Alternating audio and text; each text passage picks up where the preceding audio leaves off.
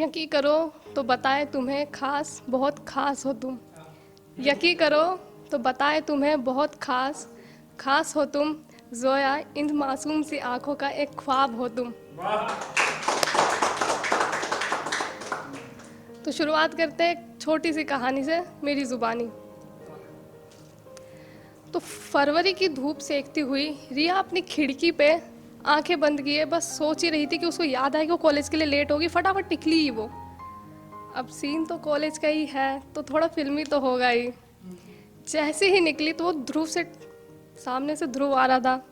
भागती हुई रिया लेट हो रही थी, उसको पता है। भागती भागती भागती वो टकरा पड़ी। वेट वेट वेट, फिल्मी सीन नहीं है। वो कौन थी जो ध्रुव से टकराई? क्योंकि रिया तो साइड में खड़ी थी। ऑफ कोर्स वो ध्रुव और रिया के बीच में जो आई लड़की थी वो जानवी थी, रिया की बेस्ट फ्रेंड। सिलसिला कॉलेज शुरू हुआ, पहला ही दिन था कॉलेज का। ध्रुव और रिया की इतनी बातें बनी नहीं, क्योंकि ध्रुव था बहुत ही प्रैक्टिकल लड़का और रिया वही बेपाक बेमिजाज बदतमीज सी थी। बातें चलती गई, सिलसिला शुरू हुआ, दोस्ती शुरू हुई ध्रुव और जानवी की। बीच में थी रिया भी। बातें कॉलेज की कैंटीन से शुरू होते होते असाइनमेंट तक पहुंची। रिया बहुत ही बदतमीज़ लड़की थी, पूरा कॉलेज जान चुका था। लेकिन जानवी उसकी एक लौती बेस्ट फ्रेंड थी जो उसको जानती थी कि उसकी बदतमीज़ी का कारण क्या था। वो जो उसको दुनिया के उसूलों से नफरत थी, वो जो लगाए हुए थे लोगों ने कि लड़कियां ऐसा नहीं कर सकती, लड़कियां वैसा नहीं कर सकती, वो शिकायतें ख़त्म हुई धीरे धीरे जब नज़दीकियाँ ध्रुव से बढ़ी। ध्रुव ने समझाया, दिखलाया, बतलाया कि जैसा तुमने सोचा दुनिया वैसी नहीं है। बातें शुरू होते होते वैलेंटाइन भी आ गया। वैलेंटाइन भी आ गया, लेकिन अब वैलेंटाइन कौन है? ऑफ कोर्स कौन है? तीनों सिंगल ही रह गए, कोई बना ही नहीं वैलेंटाइन। तो तीनों उठा के अपना बैग चल पड़े चाय की टपरी पे। अब रिया जो है सजने संवरने लगी ध्रुव के लिए।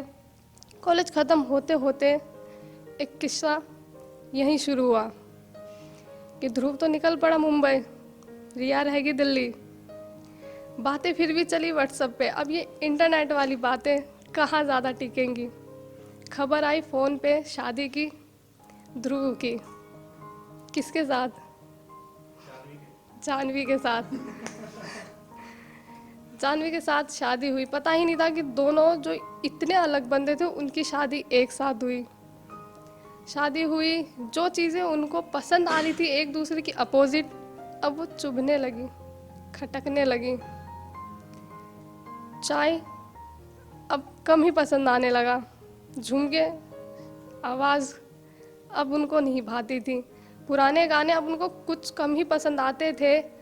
और क्या करें, रोमांटिक फिल्मों का अब हॉरर में ही खुश हो जाते थे।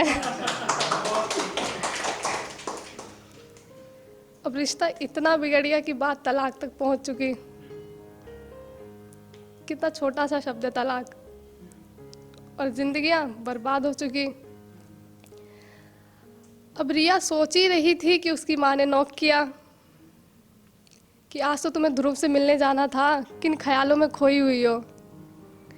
अब रिया ने फिर हमेशा की तरह लेट हुई वो।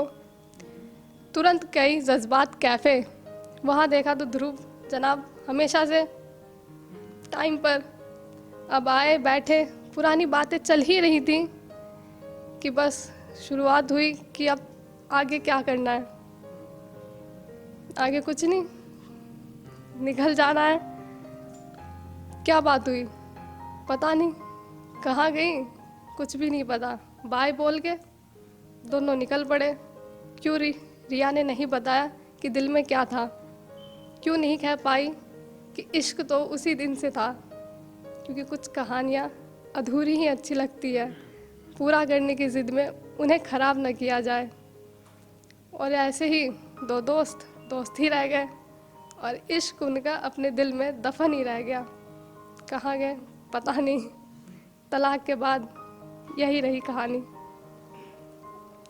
तो अब एक शेर के साथ अलविदा लेती हूँ कि एक तो ये पायल का शोर, और ऊपर से तुम्हारे लबों की खामोशी मेरी लबों पे। एक ये पायल का शोर, ऊपर से तुम्हारे लबों की खामोशी मेरी लबों पे। उफ, ये रात कहीं गुजर न जाए।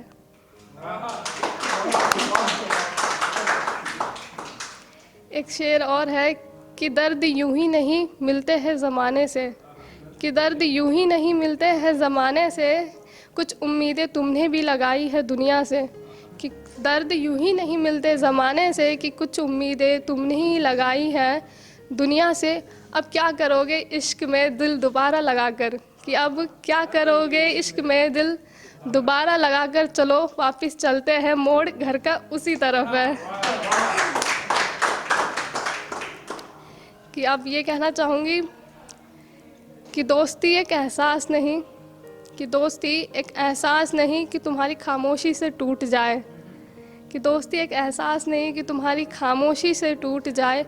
तुम ना कहो तो भी हम सुनते हैं, तुम्हारे दिल की धड़कन इस धड़कन से गुजर जाती है। और क्या कहे कि तुम चुप कैसी लगती हो, कि अब क्या कहे कि तुम चुप कैसी लगती हो। जब हम बोलते हैं तो तुम हमारी लफ्ज़ों में उतरती हो।